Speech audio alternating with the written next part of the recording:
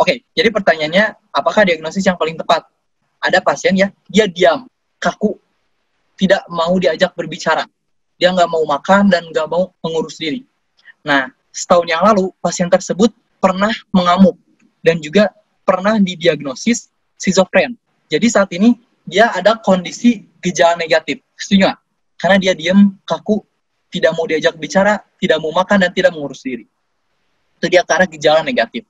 Dulu, pasien mengalami skizofren. Nah, termasuk skizofren apakah itu? Oke, kita bahas tentang skizofren sekarang. Kita masuk ke F2.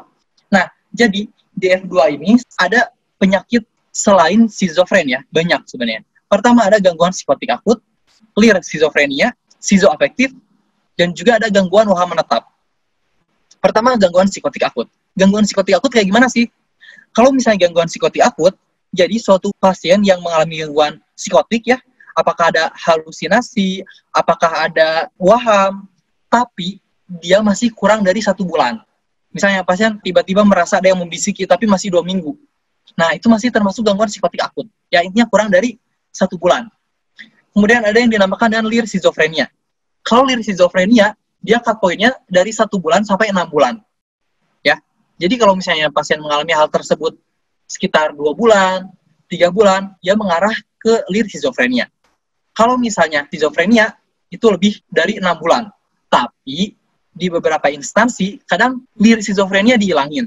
Bahkan di UKPPD pun, saya belum pernah baca ya, di opsinya tuh ada jawaban lir skizofren. Itu nggak pernah. Jadi gimana dong kalau misalnya lir skizofren itu di nggak adain? Jadi kalau lebih dari 1 bulan pun, di soal-soal UKPPD, itu jawabannya ke arah skizofrenia. Nggak sesuai dengan PPDGJ, tapi nggak apa-apa. Kadang di instansi lain pun, lir skizofren kadang dihilangin. Oke, itu perbedaan antara gangguan psikotik akut, lir skizofrenia, dan skizofrenia. Perbedaannya dari kurang dari 1 bulan, 1 sampai 6 bulan, dan lebih dari 6 bulan.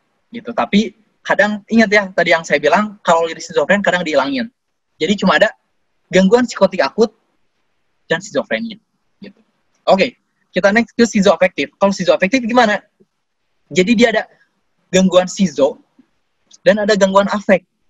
Apa yang dimaksud dengan afek? Afek itu mood ya nama lainnya. Berarti tadi yang udah saya bilang, mood itu kan ada kondisi tinggi atau manik, normal, dan juga depresif. Itu ya, afek tuh kayak gitu. Mood tuh kayak gitu. Cuma ada ke atas, normal, atau bawah. Berarti kalau skizoafektif gimana? Berarti kalau skizoafektif, dia ada skizonya, ada afeknya. Dan dia tuh sama-sama dominan.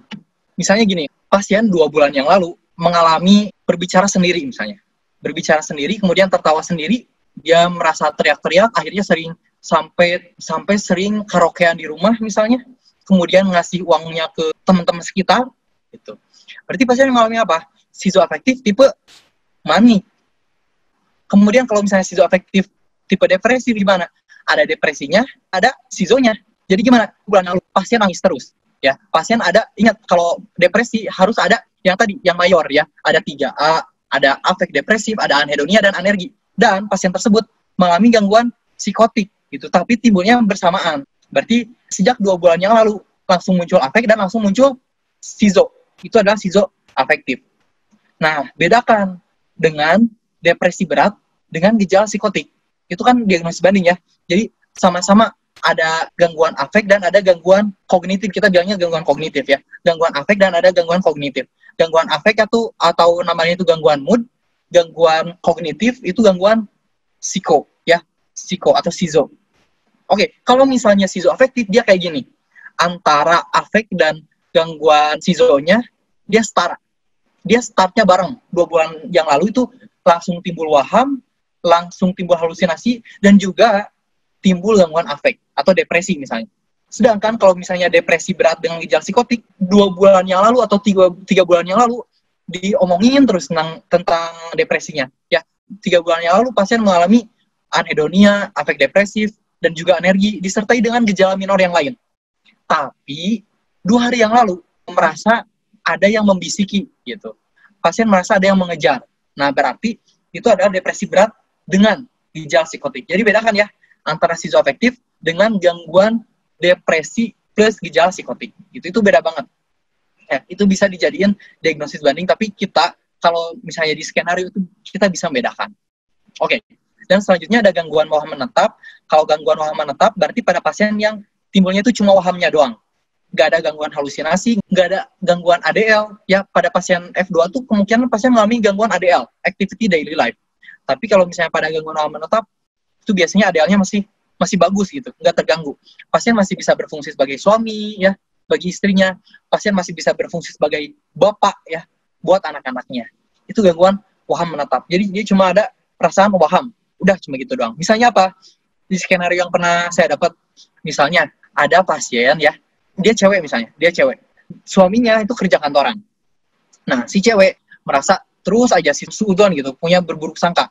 Ya, suami saya selingkuh gitu. Berarti dia ada waham terus-terusan yang nggak bisa dipatahkan gitu. Cuma ada waham doang. Pasien merasa bahwa suaminya selingkuh gitu. Atau misalnya apalagi yang pernah saya dapetin di soal, biasanya gini, misalnya ada penjual ya, dia cowok, bapak-bapak, usianya misalnya 40 tahun. Pada saat jualan, ternyata dia sering dakwah gitu. Pas ditanya, kenapa sering dakwah? Iya, saya nabi terakhir. Cuma gitu dong. Berarti pasien mengalami waham kebesaran, tapi dia masih bisa menjalankan fungsinya sebagai bapak. Buktinya dia masih berjualan gitu. Dia bisa menjalankan fungsinya sebagai suami.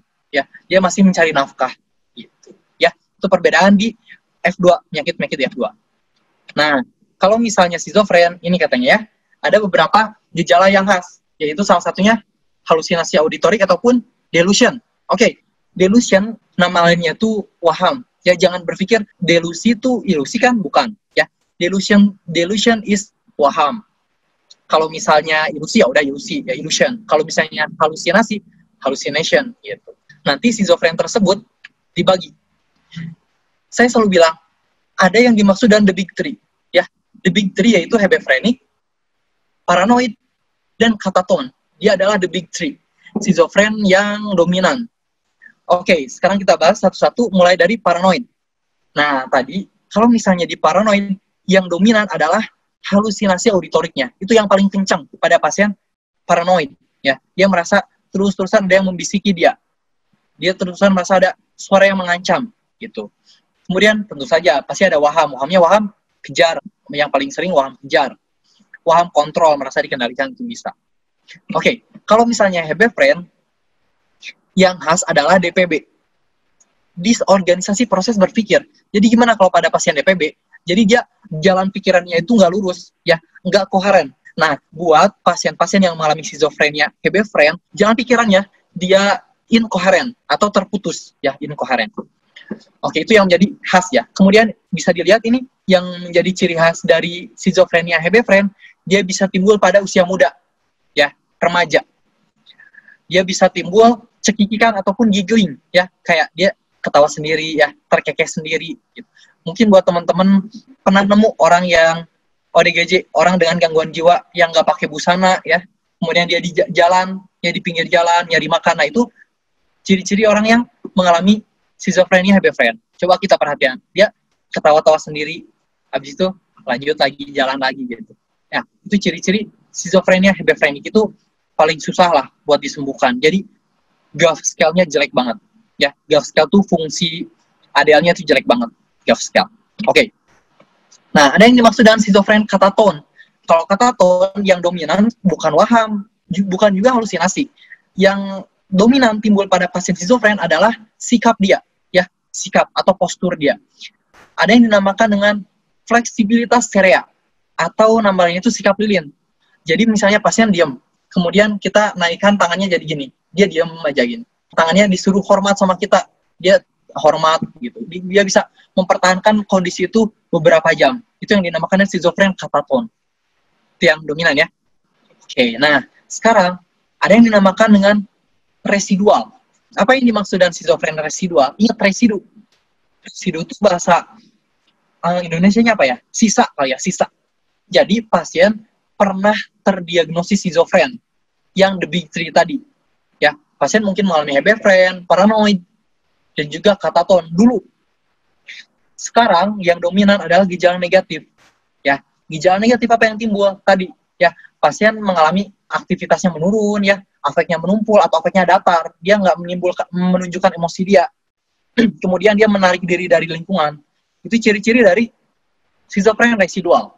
Kalau misalnya simplex, itu kayak residual, mirip kayak residual. Jadi yang dominan adalah gejala negatif. Apa bedanya? Kalau simplex itu tidak diawali dengan schizophrenia yang the big three tadi. Nggak pernah ada hebephren, nggak pernah ada paranoid, dan nggak pernah ada kataton. Tapi dia langsung mengalami gejala negatif. Itu adalah schizophrenia simplex. Ya. Nah, oke. Jadi kita bisa menganalisis dong pasien ini. Oke, dia ada diam, kaku, tidak mau diajak bicara ya, bisa menarik diri dari lingkungan. Dia mengalami gejala negatif.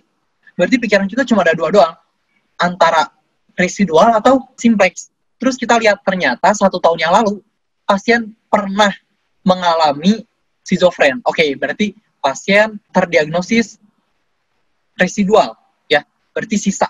Dulu pernah mengalami schizofren dan sekarang sisanya, gitu. Oke, apa bedanya depresi post schizofren? Oke, kalau misalnya depresi post schizofren berarti gimana? Ingat, depresi, kata kunci depresi apa? 3A. Ya, berarti ada kata-kata afek depresif, anhedonia, dan anergi. Minimal ada kata-kata itu. Ya, karena di skenario itu khas lah ya, karena kita kan belajar buat UKMPD dulu. Jangka waktu dekatnya. Ya, jangka waktu dekatnya. Jadi, kalau misalnya di skenario itu jelas banget. Kalau gejala negatif, kata-katanya gini ya, dia menarik diri dari lingkungan. Sedangkan kalau misalnya depresi, ingat ya, 3A. 3A yang mayor sama yang minor-minor yang tadi.